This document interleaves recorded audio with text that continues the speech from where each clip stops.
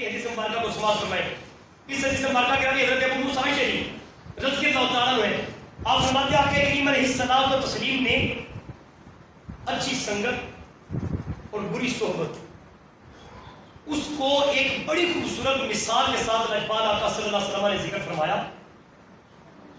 آقا کریم علیہ الصلوۃ والتسلیم نے ارشاد فرمایا انما مثل الجلیس الصالح وجلیس السوء کحامل المسک ونافخ الکیر. آقا کریم علیہ الصلوۃ والتسلیم نے فرمایا اچھی صحبت اور بری صحبت کی مثال ایسے ہے جیسے اچھی صحبت والا کسی عطر بیچنے والے کی صحبت میں بیٹھا ہو اور بری صحبت والا کسی بھٹی کو جلانے والے کی صحبت میں بیٹھا ہو. پھر دونوں کی وضاحت کو آقا کریم نے بیان فرمایا فحامل المسک اما ان یخزیک واما ان تبتاع منہ. فرمایا جب تو کسی عطار کے پاس جائے, عطر فروش کے پاس جائے, خوشبوئیں بیچنے والے کی دکان پہ جائے, اور میں دو صورتیں ہو سکتی ہیں.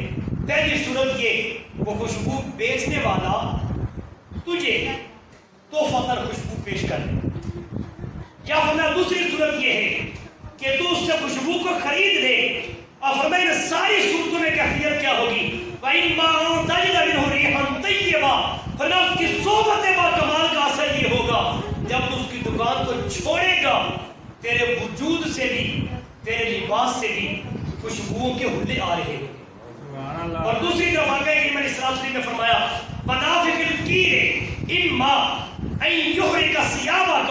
فرمایا یا تو یہ ہے جب اس کی چلتی ہوئی آگ کی بھٹی کے قریب بیٹھے گا, یا یہ کہ وہ آگ تیرے لباس کو جلا دے گی. اور یا فرمایا وَإِمَّا أَن تَجِدَ مِنْهُ رِيحًا مُمْتَنِنَةً. فرمایا یا پھر دوسری صورت یہ ہے جب تک تو بیٹھے گا آگ اگر لباس کو نہ بھی جلائے پھر بھی بدبو کے ساتھ تیرا وجود میلا ہوتا رہے گا.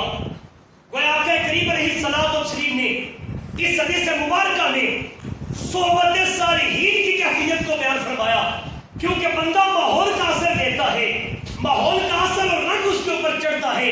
اللہ جو اچھوں کی صحبت میں آ جاتا ہے اللہ اسے اچھا بنا دیتا ہے, اور جو بروں کی سنگت میں چلا جاتا ہے اس کی سیرت اور کردار میلا ہو جاتا ہے.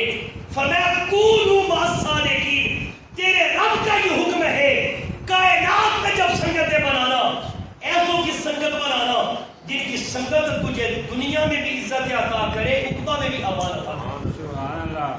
اور جب بندہ ان پاکوں کی سنگت میں آ جاتا ہے, اسی مفہوم کو عارف کھڑی نے پنجابی کے اپنے خوبصورت ماحول میں یوں بیان فرمایا.